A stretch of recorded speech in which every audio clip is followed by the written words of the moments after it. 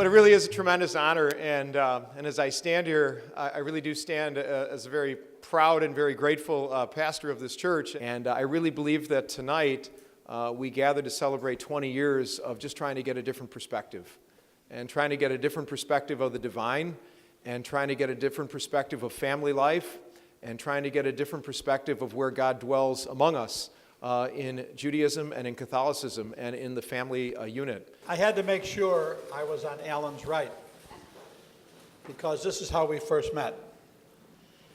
I was scheduled to do a wedding at the Marriott on Michigan Avenue, and the rabbi punted, and we needed a fill-in rabbi. So they called Central Casting, and this guy named Alan Setcher showed up. I just felt that there was a bond that could exist between the two of us, not just as clergy, but as friends. And it's with all the joy in my heart that again tonight I stand next to my friend, Rabbi Alan Setcher.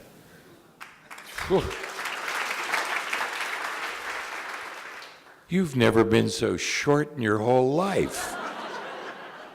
For a Catholic. For a Catholic. Have to tell you an experience I just had. I just had a conversation with my mother.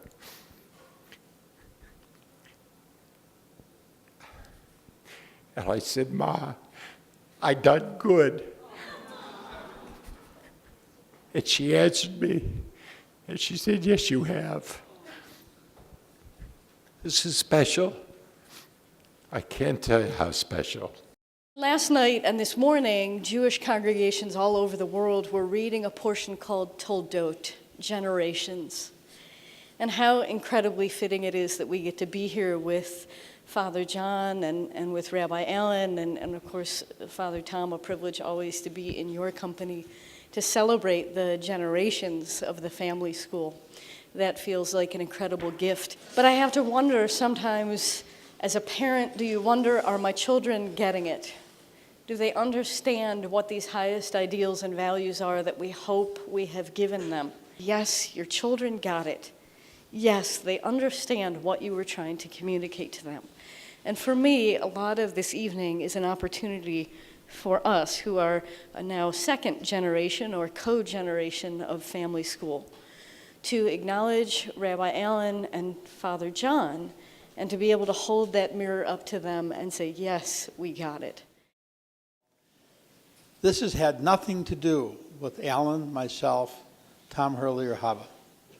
This has had everything to do with you. You were the force behind this. You were the people who said, we can do this. We simply had a supporting role. I'm a better person and a far better Catholic priest because I have met you. It's not about someone's right because someone else needs to be wrong. We learned that looking at faith was like looking at a piece of art right down Adams at Michigan Avenue at the Art Institute. If there are two people looking at a piece of art, there's always three interpretations of it.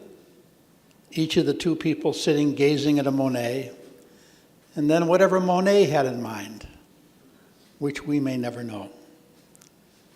And so the greatness, I think, of tonight is that God is found in the diversity.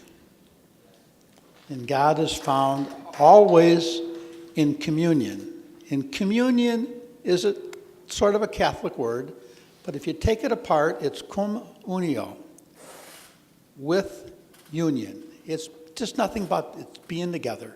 This is family. This is your community. This is a safe place to dream great dreams. So I leaned over to Alan a few minutes ago and I said, you know something? I think we were right. We had this dream, you had this dream, and we supported it. So I've constantly made this statement is that we're both climbing the same mountain. We're just taking different paths. I want to read something from one of the kids and then from his mother.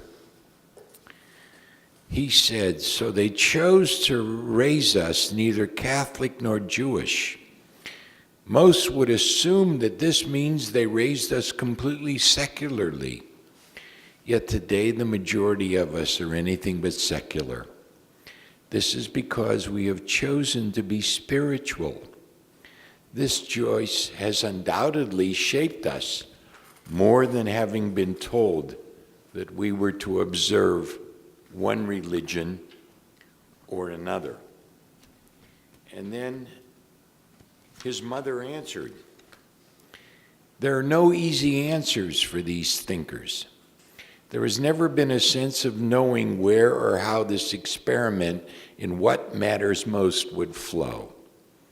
What I know when I look at each of them, and particularly when I listen to the one who honors me with his deepest shining thoughts, is that when I promised the man to whom I wed that my life, that we would turn this greatest gift over to the hand and the heart of God, it might have felt like a leap without a net.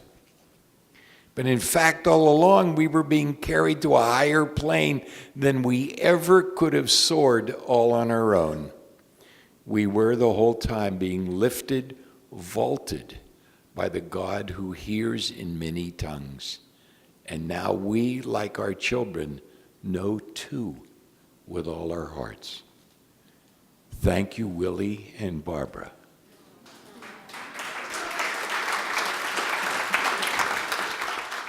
Your children are being raised in a paradigm of both and. They will never know the mindset that says either or. It must be this or it must be that. What you are doing here, and hopefully we are helping a little bit with, is the hope of the world. Because if everybody could live like you, we would not hate each other because of ideas or territory, or, as our Buddhist cousins would say, thoughts. We would learn not to hate each other if everybody could live in a paradigm of both and. Growing up, I thought everybody was Catholic, and I thought the whole world was Catholic. And I just know that being here at Old St. Patrick's and being a part of the family school has just been a great experience that has absolutely opened my eyes and opened my spirit to life and to God's presence and to God's wonder. I didn't know any rabbis, but what I have come to know is that these wonderful rabbis, and as John said so beautifully, I mean, you've taught us really to be better priests. And so it's wonder and awe. It's absolute blessing when I think of this experience. And I think the other thanks goes also to these kids that were up here, these graduates. I thank you for saying it in such a beautiful way. This stuff isn't perfect. This is not clear. And I thank you because I'm a 46-year-old Roman Catholic priest, and it's not all clear to me either.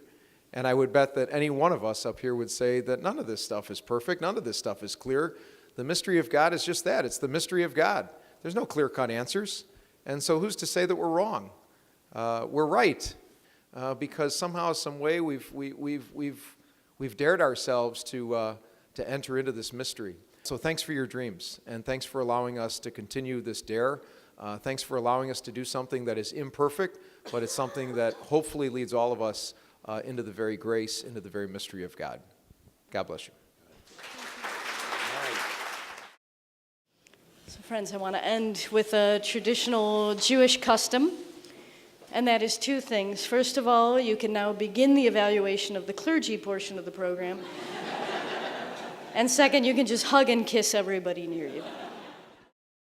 I want to be with people who are not afraid to try stuff even if they screw it up.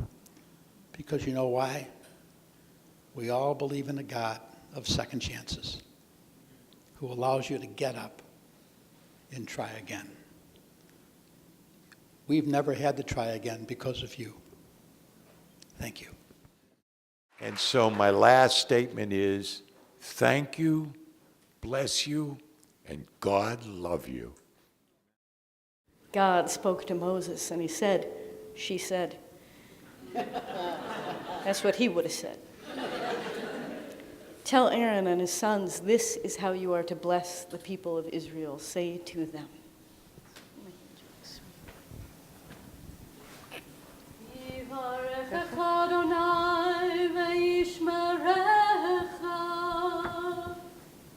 May God bless you and keep you.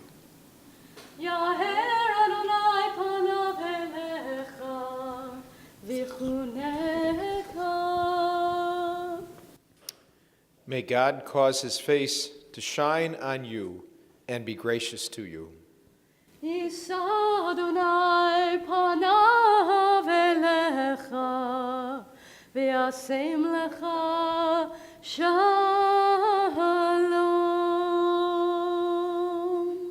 And may God bestow God's favor upon you and give you God's peace. Amen. Amen. Thanks.